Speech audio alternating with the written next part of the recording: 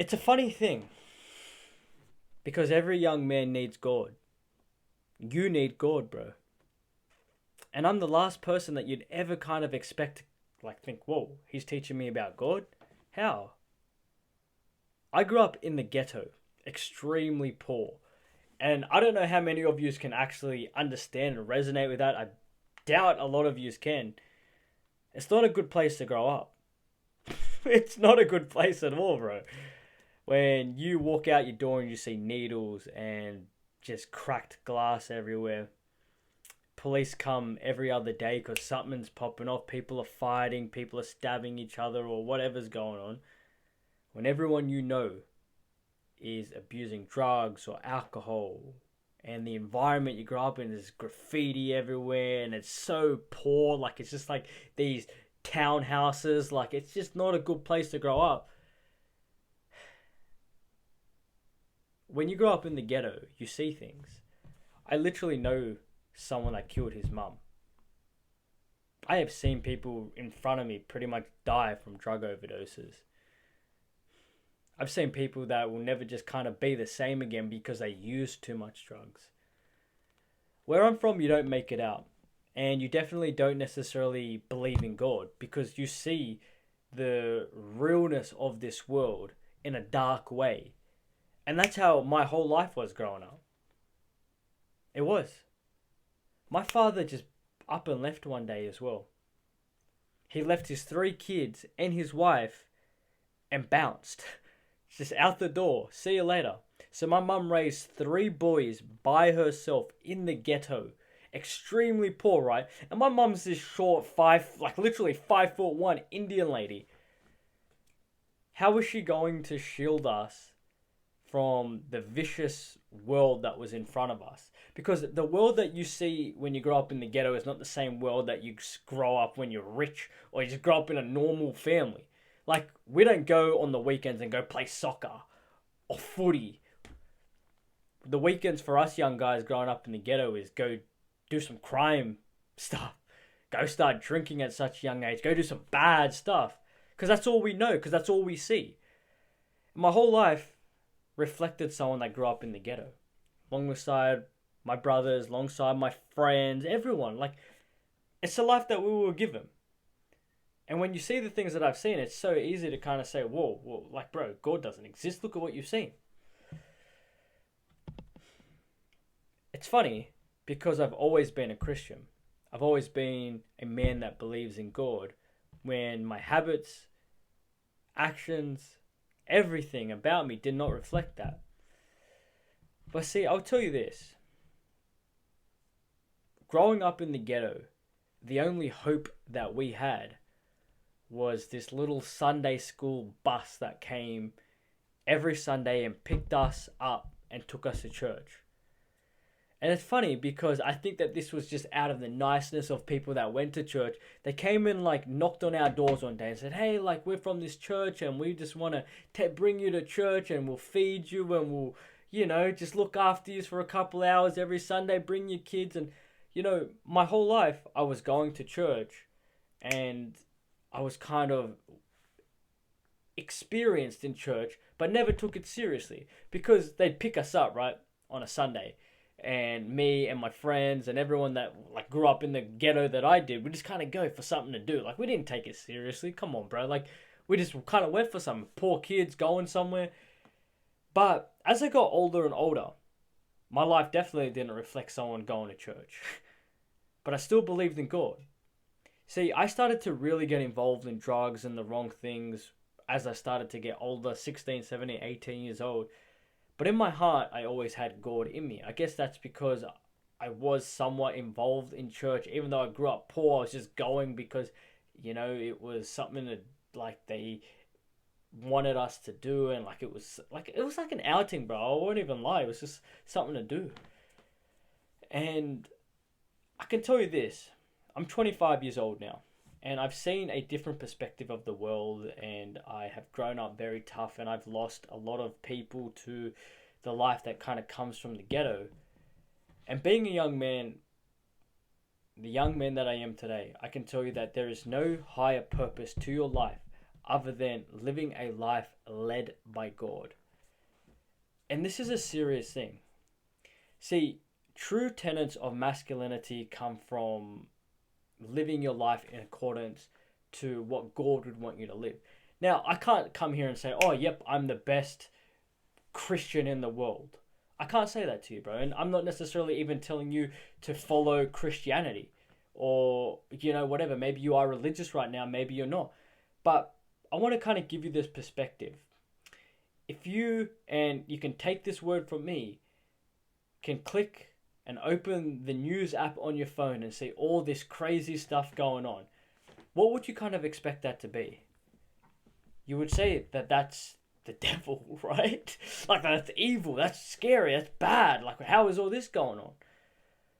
Well, if you can say that, and you don't believe in God, right? There's obviously a God when the devil exists.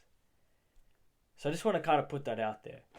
And I don't even think that you need to say, oh yeah, I'm a Christian right now, or I'm a Muslim, or I'm a, whatever else religion, you'd want to follow. But having some idea of God existing when we are floating in space, on this earth, conscious and alive, that should give you some alignment to, whoa, there is something out here. There is something spiritual. There's got to be. And I'll tell you this. If you want to become a man of honor, respect, virtue, morals, then living a life according and in accordance of God watching you is how you get there. Now, I said this, and I said it just before. I'm not the best practicing Christian. I swear a lot. I am still aligning my life to having higher and more moral and better principles. And I'm on my way, and it does take time. But as a young man, if you live your life as God is always watching you, He's watching what you say, what you do, everything, you will start to live your life in a more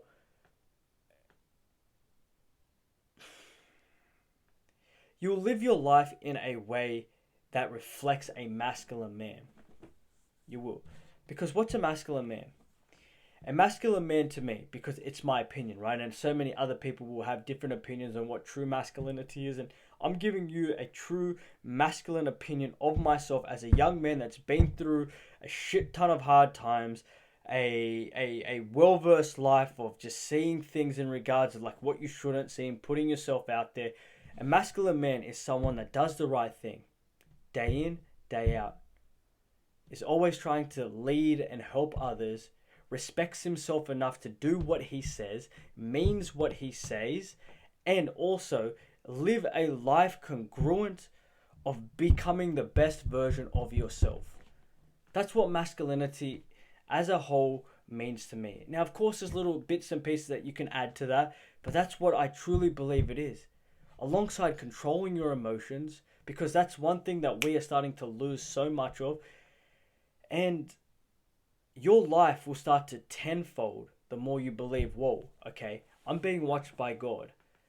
And now let me start living in accordance of what He wants me to do. And I do believe that He will reward you for this.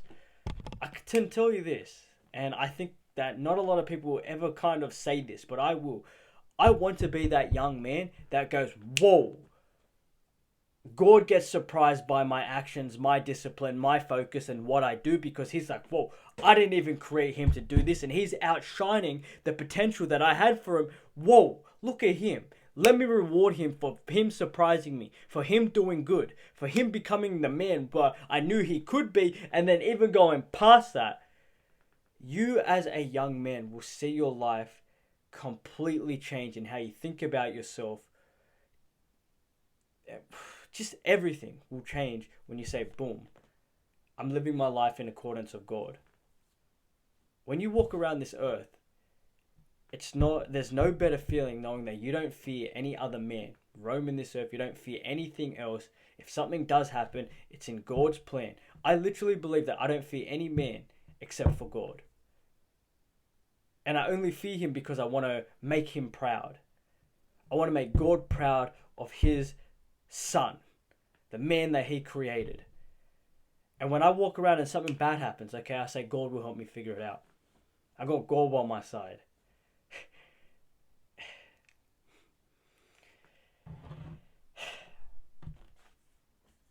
Like I said, bro, you don't need to be the best practicing God followed, like, you don't need to be the best practicing young man that follows God and your whole life is just super, super dialed in, and then, your whole life changes. But I do believe that you need to align your life, your principles, your habits, your routine, everything about you as God is watching you. It's changed my life, and it's accelerating me past all the troubles and the woes, and it's making me become the best version of myself, knowing that God's got my back.